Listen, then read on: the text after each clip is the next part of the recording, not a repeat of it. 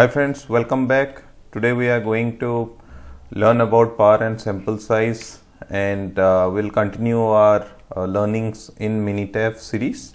So let's start with the session plan.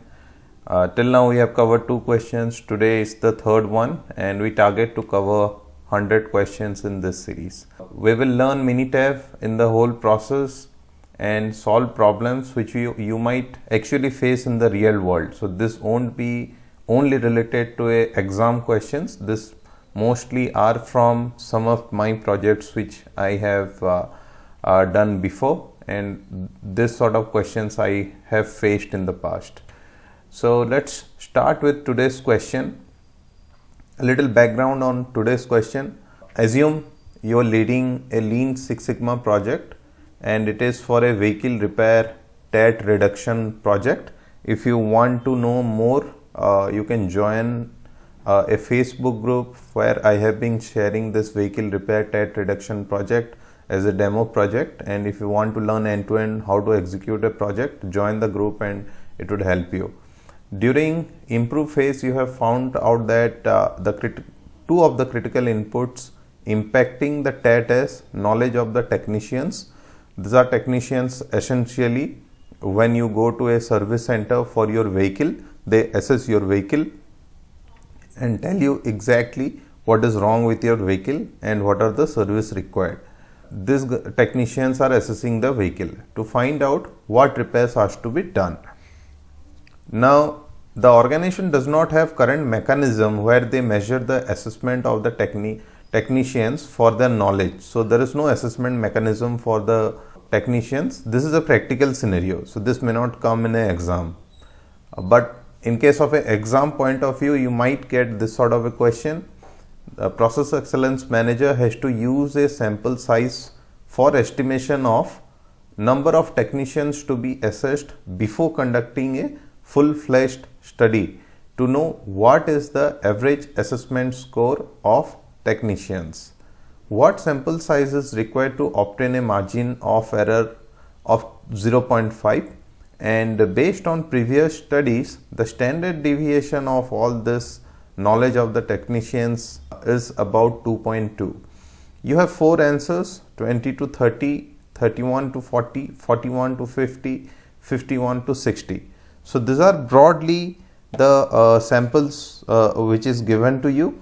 Now we have to calculate and understand what exactly you need to do. Before you get into the solution directly, let me tell you the possible scenarios within this sort of a problem. When you have to calculate sample size, you may not know the distribution, right? You need to know the distribution. If it's a normal distribution, binomial distribution or Poisson distribution. If it's normal distribution, you need to know standard deviation, or if you don't have standard deviation, we will use the t distribution. In case of a binomial distribution, you can calculate the proportion, lower limit, upper limit. For a Poisson distribution, we can calculate the rate and the mean. So these are the possible scenarios, right? Few other probable questions you can get from the same theoretical part of this problem is: what is sampling estimation? Which one of the following is required while estimating sample size for a normal distribution? Calculate margin of error for sample size given below, and here you might have margin of error or sample size, any of this would have been given. Data or indications may suggest clearly it's not a normal distributions.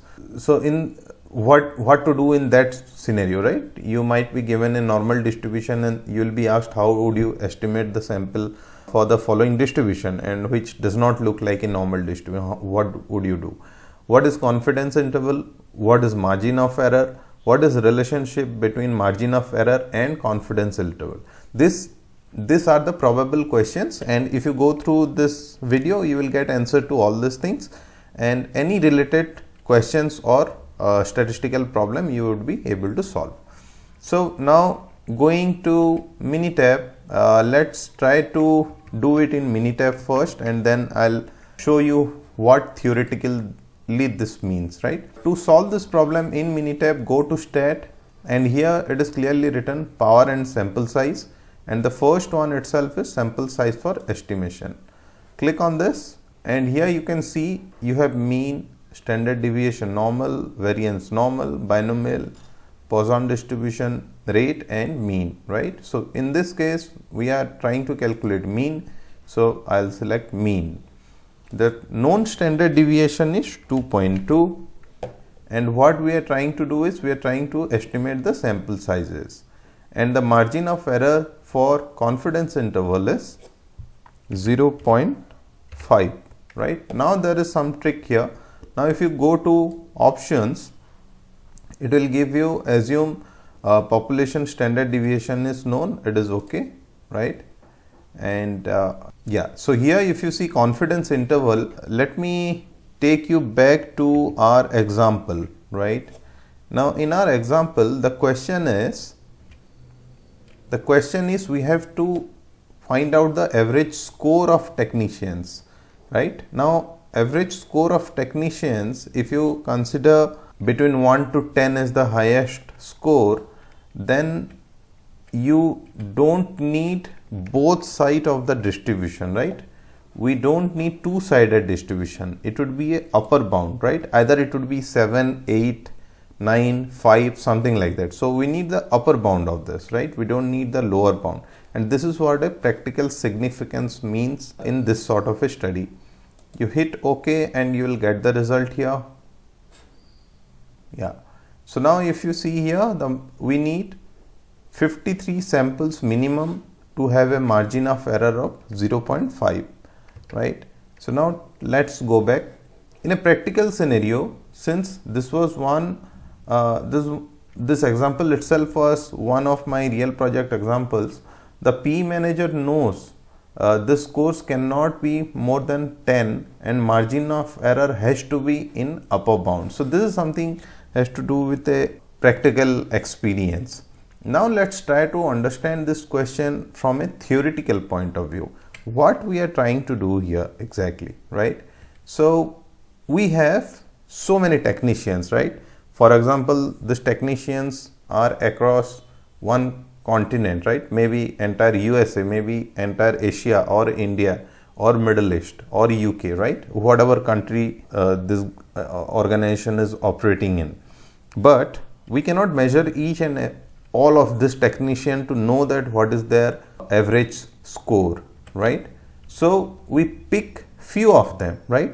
But we don't know how many we should pick, and that's what we are trying to estimate, so that we are 95% confident that this is the average score of everyone with a margin of error of 0.5. What do we mean by margin of error here?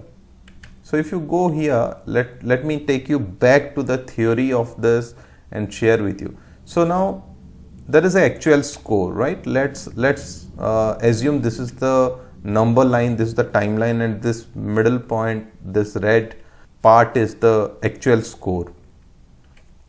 We want to be 95% confident, right? What does this mean? This means that if I am going to take average of 100 technicians, 95 times it will fall in this zone. So it will fall in, suppose for example 7 and 8, right? The confidence interval is between 7 and 8. So I say that I calculate the sample size 100 times and I find 95 times it is between 7 and 8, or the lower bound is 7 and the upper bound is 8, something like that, right? But margin of error means, and there would be 4 or 5 points, 5 points every times out of this 100 which are outside 95% confidence interval, right?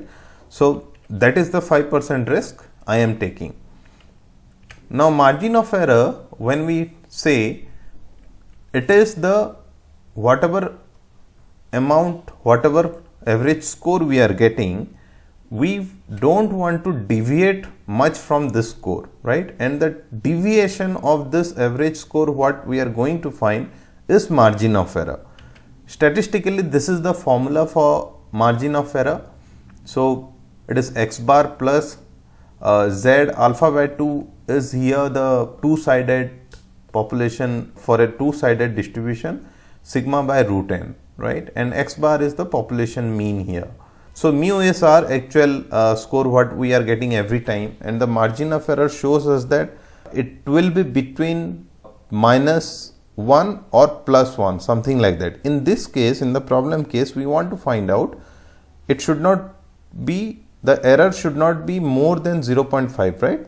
The max margin of error it's 0.5 we can afford, and how many samples we need for that. That was, the answer was 53.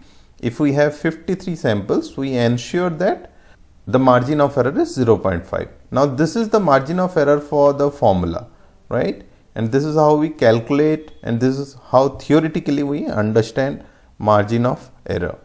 So how does Minitab calculates all these things? So if you see here, Minitab uses the same formula, x bar plus minus z alpha by 2 sigma by root n, and the margin of error is this, but we are asking for n. N is the sample size. So it is just a mathematical formula where we square the n and take it back to here, and x bar comes here, and that is the margin of error, right? So n equal to z alpha by 2 sigma by margin of error squared. So that's how we calculate n. Now if you are a little confused what is z alpha by 2 means, this is what z alpha by 2 means, right? So the z value of 1.96 corresponds to 97.50% of data points within the normal distribution. This is one-sided. Now if we multiply this by 2, this is 5%. So 2.5% this side, 2.5%, that is 0.025 area, and 0.025 here, and the z value is 1.96 for both. What will happen, another question you might face is, what will happen in case of a 90% confidence interval, right? So 90% confidence interval means both sides you have 5-5 distributions, right? 5-5%. So we are talking about 9-5. Let's find which is the closest one. So 0.9505 is the closest one. No, we need to see 90. So 0.9015, this is the closer to 90. This is 0.9, and this side it is 1.29. So we are talking about 1.29, right? So the value is 1.29 instead of 1.96 for 90% confidence interval. Now let me show you what is the relation between margin of error and confidence interval. This is what we did is, for the same calculation, I have taken 20 samples, 30 samples, 40 samples, 50 samples, 60 samples and 70 samples, and we can do this in Minitab also. So I'll go back here again, but this time estimate margin of error, and here I'll write 20 space 30 space 40 space 50 space 60 space 70 space 80. The same calculation let's do here, and if you see here, for a sample size of 20, your margin of error upper bound is 0.809. For a sample size of 30, your margin of error is 0.660677. Similarly, it goes on like this, right?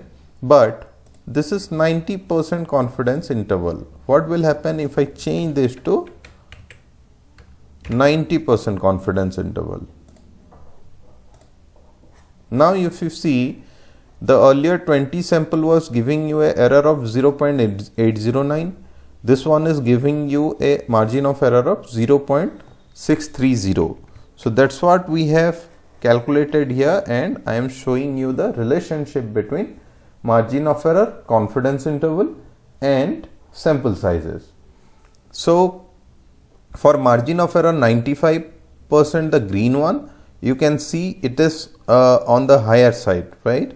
But the lower the confidence interval with the same sample, the margin of error decreases. But with increase in sample size, overall margin of error is decreasing, right? So I hope you would have understood this. If you have still any doubts, anything, please comment below in the comment sections and we will respond to it. Thanks a lot for watching, and do share and subscribe to support us. Thanks a lot.